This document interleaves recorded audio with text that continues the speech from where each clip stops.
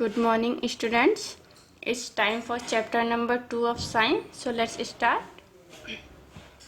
This is chapter 2, reproduction in plants. इनकी plants में reproduction किस प्रकार से होता है, किस तरीके से होता है, इनकी एक जो हमारे न्यू प्लांट्स बनते हैं वो किस तरीके से बनते हैं. So let's start. The way of reproduction in plants is quite different from human beings and animals. क्योंकि जो ह्यूमन बींग और एनिमल्स में जिस तरीके से रिप्रोडक्शन होता है, प्लांट में उस तरीके से नहीं होता है, उसमें अलग तरीके से रिप्रोडक्शन होता है. Two modes of reproduction in plant में जो रिप्रोडक्शन होता है वो टू टाइप से होता है, asexual reproduction and sexual reproduction. In asexual reproduction देखिए, in asexual reproduction new plants are obtained without production of seeds और स्पोर्स. यानी कि जो असेक्सुअल रिप्रोडक्शन में जो न्यू प्लांट बनता है वो बिना किसी सीड के बनता है, यानी कि हम बिना सीड के बिना बीज के ही न्यू प्लांट बना सकते हैं. The various modes of asexual reproduction are, इसके कई टाइप्स हैं. Vegetative propagation, budding and fragmentation, ये 3 टाइप्स हैं जो असेक्सुअल रिप्रोडक्शन द्वारा होते हैं. देखिए, vegetative propagation, roots, stems, leaves and buds are known as the vegetative parts of the plant. यानी कि जो root, stems, leaves and buds यानी कि कली, ये चारों पार्ट जो होते हैं वो वेजिटेटिव पार्ट होते हैं प्लांट के. So when reproduction occur through any of this part it is known as vegetative propagation. तो जब इन किसी भी पार्ट से जब रिप्रोडक्शन होता है तो वो वेजिटेटिव प्रोपोगेशन कहलाता है. देखिए, it occurs through the following methods. Vegetative propagation भी कई टाइप से होता है, जैसे बाय कटिंग के द्वारा. This is the artificial method of vegetative propagation. ये वेजिटेटिव प्रोपोगेशन एक आर्टिफिशियल मेथड है, यानी कि बाय ह्यूमन मेड है. In this method a healthy young branch of a plant having node is cut off and planted in moist soil. यानी कि इस method में हम किसी भी किसी प्लांट के यंग ब्रांच की नोड को कट करेंगे. देखिए, नोड यानी कि हम उस ब्रांच को कट करेंगे जिसमें लीव्स होंगी, वहां से हम कट करेंगे और सॉइल में प्लांट कर देंगे. The cutting develops roots and grows into a new plant. और ये कटिंग जब हम सॉइल में प्लांट कर देंगे और डेली हम उसमें पानी डालेंगे तो उस कटिंग में रूट्स डेवलप हो जाएंगे, यानी कि रूट्स निकलना स्टार्ट हो जाएंगी और धीरे धीरे एक न्यू प्लांट ग्रो करने लगे, यानी कि न्यू प्लांट बनने लगेगा. देखिए, जैसे यहाँ पर दिया हुआ है, कट किया इन्होंने स्टेम जिसमें लीव है, उसको सॉइल में प्लांट कर दिया और फिर उसके बाद एक न्यू प्लांट बनना स्टार्ट हो गया. Next, by grafting. देखिए, it is a method in which the stem of superior variety of plant is attached to the stem of ordinary plant to produce superior variety. यानी कि इस method में हम superior variety, एक अच्छे से plant की स्टेम को अटैच कर देते हैं एक ऑर्डिनरी प्लांट यानी कि साधारण से नॉर्मल प्लांट में, जिससे कि एक सुपीरियर वेराइटी प्रोड्यूस हो. Grafting is similar to cutting except that the cut plant part is grafted on another plant. ये जो ग्राफ्टिंग मेथड है ये भी कटिंग मेथड की तरह ही है, बस कटिंग को हम डायरेक्ट सॉइल में प्लांट कर देते हैं. ग्राफ्टिंग में हम स्टेम कट करते हैं और उस स्टेम को हम दूसरे प्लांट की स्टेम में जॉइन कर देते हैं. जैसे देखिए, यहाँ पर किया है, इन्होंने स्टेम को कट किया और दूसरे स्टेम में दूसरे प्लांट में जॉइन कर दिया. और जब हम इसको कट करेंगे तो हमारे दोनों स्टेम्स के कट सेम होने चाहिए, यानी कि अगर यहाँ से क्रॉस है तो यहाँ से भी क्रॉस ही होगा. अगर हम यहाँ से क्रॉस कर देंगे और यहाँ से सीधा करेंगे तो वो प्लांट अटैच नहीं हो पाएगा.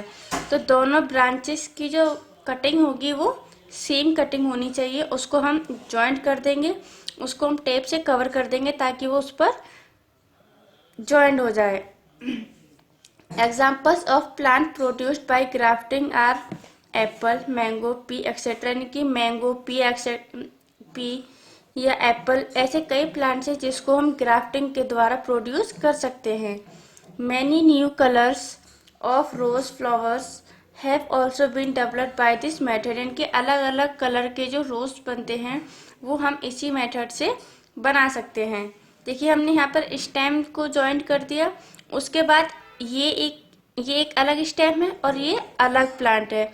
तो अब एक ही प्लांट पर टू टाइप्स के फ्लावर्स आएंगे, एक जो इसके हैं और एक जो इसके हैं। लेकिन इनकी दोनों का मिक्सअप हो जाएगा एक ही प्लांट में, क्योंकि हमने यहाँ पर कट कर दिया। अब इसमें से स्टेम्स निकलेंगी, उसमें लीव्स आएंगी और उसमें भी फ्लावर्स आएंगे।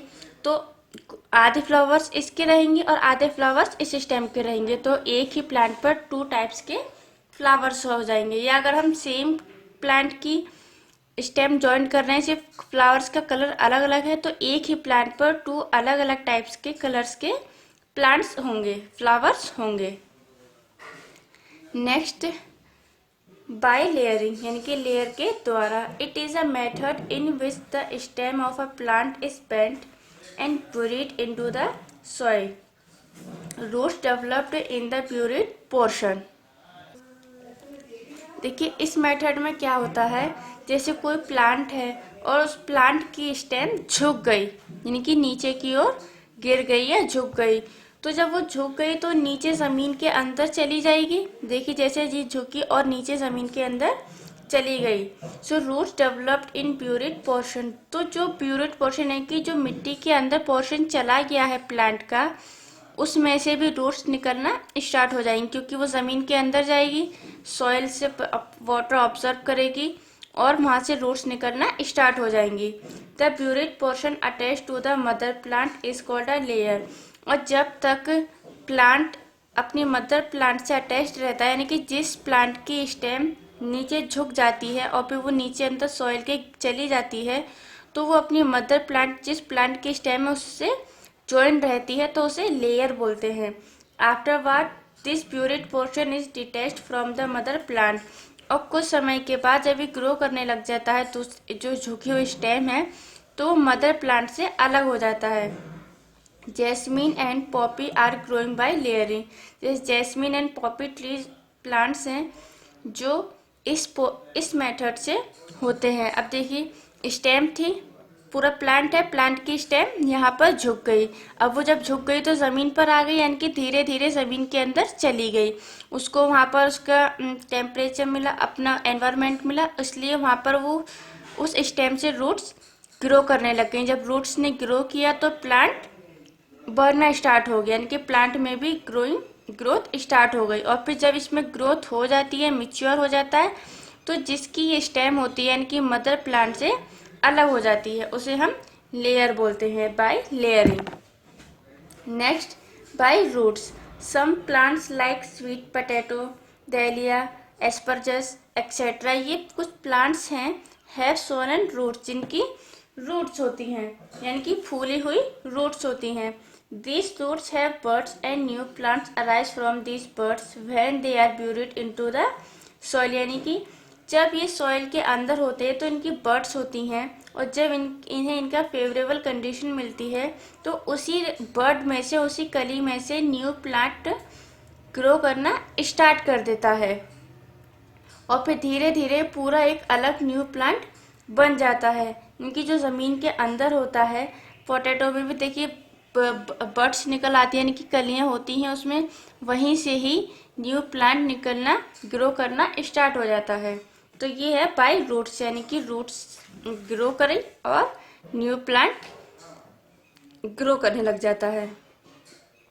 Bye stems, in some plants like potato, sugar cane, onion, ginger and arbi, reproduction occurs with the help of stems.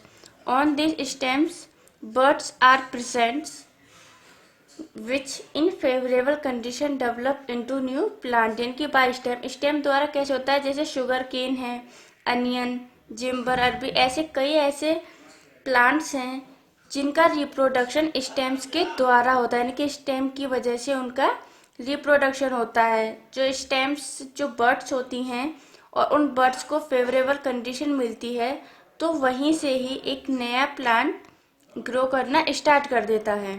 तो ये होता है by stems. Next by leaves. In bryophyllum and begonia plant, ये bryophyllum plant वे plant होते हैं जिनकी leaves से न्यू प्लांट ग्रो करता है। इनकी जब न्यू प्लांट बनना स्टार्ट होता है तो वो लीव्स से होता है। So leaves have buds at their margins, और इन पर जो लीव्स होती हैं, लीव्स पर ही बड्स निकलना स्टार्ट हो जाती हैं।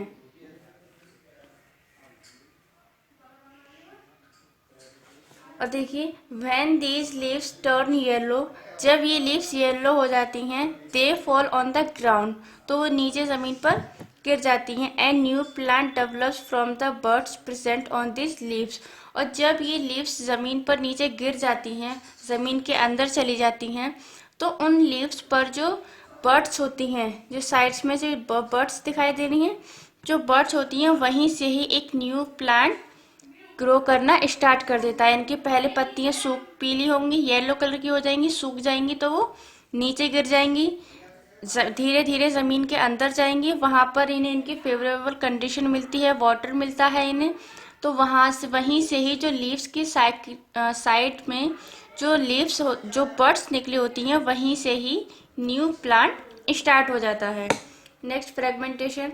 Fragmentation is a form of asexual reproduction where an organism is split into fragments, यानी कि फ्रेगमेंटेशन भी एक एसेक्सुअल रिप्रोडक्शन ही है। जैसे पहले अब तक ये चल रहा था वेजिटेटिव प्रोपेगेशन, ये है फ्रेगमेंटेशन यानी कि next part.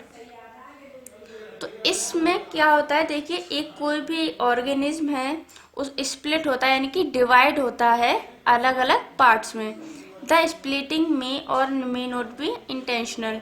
Each of these fragments develop into mature, fully grown individuals that are clone of the original organism. यानी कि इस मेथड में एक कोई भी ऑर्गेनिज्म है, जैसे हम एल्गी को लेते हैं, एल्गी लिया, उसका तो कोई शेप होता नहीं है, तो किसी भी शेप में हम उसको ड्रॉ कर सकते हैं।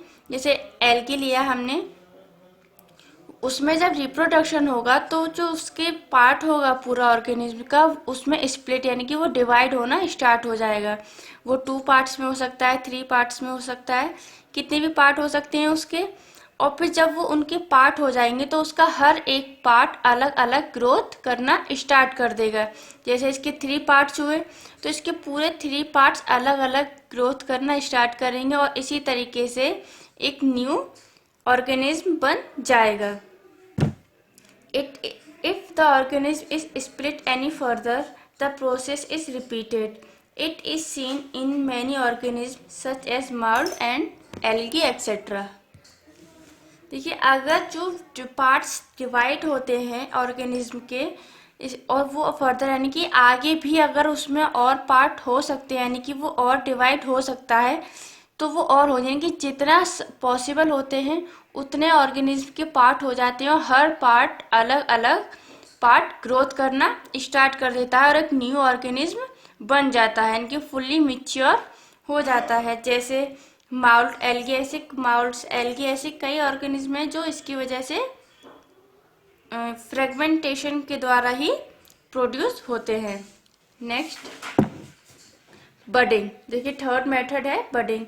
In this method A small outgrowth appears on the body of an organism. इस मेथड में किसी जो बॉडी होती है उस पर आउटग्रोथ यानी कि बड कली होती है।